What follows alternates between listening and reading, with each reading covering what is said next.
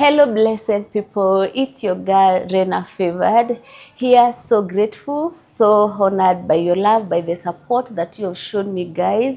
Thank you for the love to the previous video that we just posted. Asanteni for the subscribers. Wale bado hatuja subscribe, let's comment, share and like our videos. Asanteni sana for your love. Thank you for the support kutoka TikTok, kutoka IG and here on YouTube channel. I'm so grateful, I'm so honored, guys. Mungu awabariki na Mungu awatendee mema. Nashukuru sana even for holding me, for fixing my crown. I know it is not easy, but by the grace of God, we go a step a day and we will make it. Pole pole tu. Hatuna haraka, hatuna pressure, because life is what you want it to be. So I'm so grateful, I'm so honored. Today's video, we are going to know more about who is Raina. We are going to talk and hear my side of the story on the separation issue, and we are going also to learn some few things here and there as we continue catching up. So we can say today basically we are going to catch up so that we can start on a level whereby we understand each other. First, we are going to talk about who is Raina. Raina is a lady. Raina is a mother, a very proud mother to two children, a boy and a girl. Raina is a daughter to one man and his wife. Raina is an auntie. I'm so many things, and above all, I'm a Christian. I'm a believer. I believe that God does things in ways that human eyes cannot see. I believe that even after a hard season, good things come from it. I believe that everything worketh for good kwa wale ambao wanapenda Mungu na wale ambao they are called according to his purpose. I know it is hard. Sometimes life gives you so hard situations. Sometimes you go through hell, but at the end of the day, God holds you and you come out of it strong. Hata dhahabu inapitishiangwa kwa moto ndio ikue ing'ae. Ama ni aje? So, who is Raina? Basically, I'm a young lady. I'm a mother to Prince and Lelani. I'm currently separated from my husband. And yeah, I know most of you are waiting on that to hear my side of the story. We are coming to that. But before we get to talk about separation, co-parenting and all that, let's first know me. I was born in the village. Nimezaliwa Ushago. Nimekuwa Ushago since I was a small girl until nikamaliza shule. So basically mimi ni kienyeji. Ama ni aje? So yeah, mimi ni mtu wa Ushago, nimelelewa. I'm a last born in a family of 7 children, and normally I call myself a retirement child. Mwenye alikuwa alizaliwa way later, wazazi wakiwa wamekomaa way later, wakuokota viatu chini ya kitanda hivi kutumwa dukani. That is me. That's the girl that I am. So yeah, nimezaliwa, I'm a last born. And yeah, I love my parents. I love my sisters and brothers. Both my parents are still alive. I went to school and I finished my school back in the village. So nilikuwa, sababu unaona my brothers and sisters ni wakubwa, tukifunga shule na kuja Nairobi kwa sistangu, tukifunga shule na kuja Nairobi kwa brothangu. That's how I came to Nairobi. Eventually after I finished school, nilikuja kwa sistangu, and that is where now I met my my then husband. Yeah, I was immediately after school. I got my firstborn after a year after kumaliza shule. So later on, that's when I went to the college, sababu sikuweza kwenda immediately since nilichagua nilichagua kukua mzazi mapema ya. So niliacha mtoto later ndio nikarudi nikaenda college later. And after that life imekuwa tu life ya kawaida, ups and down here and there. Yeah, niliokoka back in 2014. That is when I gave my life to Christ, nikaokoka. And yeah, so basically that is me. Unless kuna mtu anataka kujua more about me, maybe unaweza uliza hapo kwa comment section. Mimi ni yule mtu nitakujibu tu any question you ask, I'll answer there. That is basically the Raina, but I was born Lena. Sikuzaliwa nikiwa Raina. Wengi wananiulizanga ni Raina ama ni Lena. I was born Lena, but along the way venye nilienda kuandikisha my ID nikakutana na mtu wa Nyeri. so akaniandikia Rena. I had to switch to Rena. That's why najitanga Rena, because some of you wanaulizanga ni Rena ama ni Lena. Yeah, so it is Lena, but Rena also can work now that I was given. It's a unique name. Sidhani kuna mtu mwingine anaitwa Rena. That is me. So yeah, and what else is there about me? Am I forgetting something? No, I don't think I'm forgetting something, unless you guys have something that you want to know about me. Basically, I'm just a humble person. I love simplicity. I will choose comfort over fashion. I'll choose comfort over everything. I love spending indoors. I love my own company. If you know, you know. And I'm that one person mwenye I overthink a lot. Unaweza tu nisalimia na nifikirie ni kwa nini ananisalimia. I tend to overthink. That is my personality. I don't have an issue with that. On the education level, I didn't get to go to university. I just went to college. Yeah, I went to college and I finished in 2015. That is when I finished my college. And yeah, I've been working here and there. I've been a mother. At some point, I've been a stay-at-home mom. And I have enjoyed life until where I am now, because I have learned every season that you have at hand, learn to utilize it, learn to work with it the way it is. Kuna the highs and the lows of life, but zote zinakujanga for a purpose. Mungu hawezi kupitishia in a situation na utoke vile ulikuwa. You have to enter there and come out with something, unless to you're special, unless you're that one special person. So now let's come to my marriage. I have been married for 10 solid years, since 2015. That is when I was first married.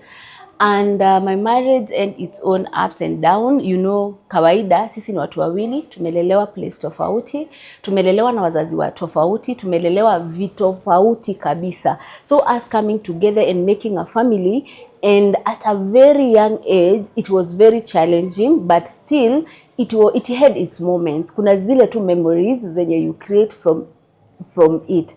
So yeah, I can say I'm grateful to God for the 10 years of marriage that He had given me with my family.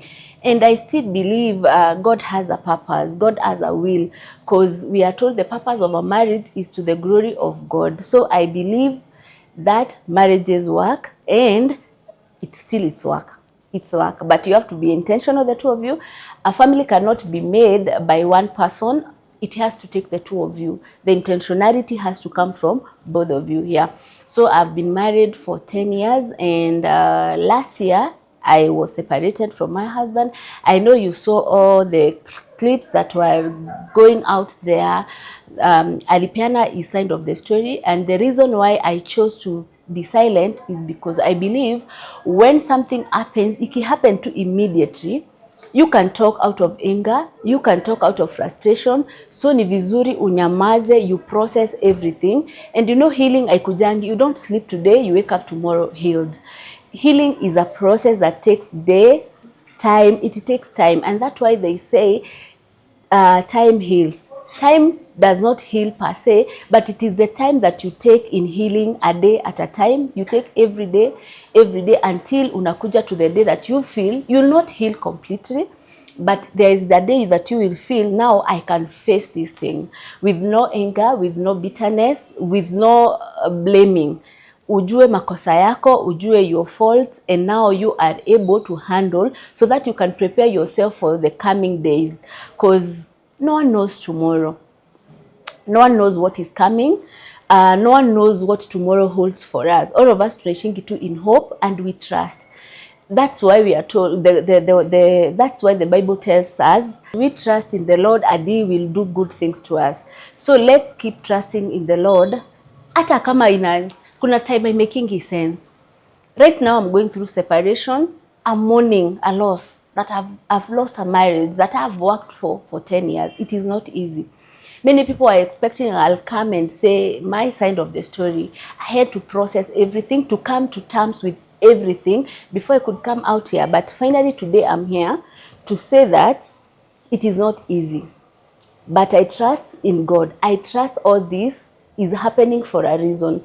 And It is not like I walked out of my family. No.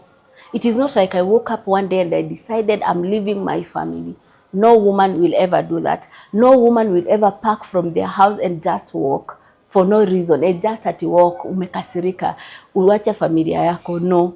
We sat down, we have been having our issues for a while, until now it got to a point whereby we had to choose our mental health. We had to choose what is best for our children, because you know, if you stay in a place that you're not okay mentally, even your kids will not grow when they are okay mentally. So some of these things watu wanasema oh rudi kwa sababu ya watoto, actually I may have left because of those kids.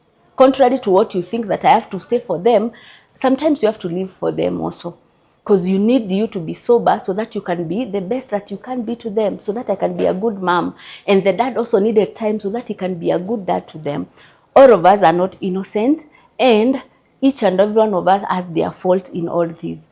Hakuna mtu kuwa perfect, na hakuna mtu kuwa ati sasa yeye ni, unless akue Deputy Jesus. But all of us had our faults in all things, and kila mtu alikuwa na makosa yenye ana feel this is now where I draw the line, ama something of the sort. But just to let you know guys, we are trusting on the process. God has a purpose, and if it is in God's will, hata tuende mpaka mwisho wa earth tutawahi rudiana. But if it is not in God's plan, hata turudiane, hata tuunganishwe na pastors wa kutoka Nigeria, hata watoke sijui wapi, we will not stand. But let us leave it to God. Let us hope and trust in the God, and let us hold to the process, so that whatever God wants to make us, we can come out of it being what He wants us to be.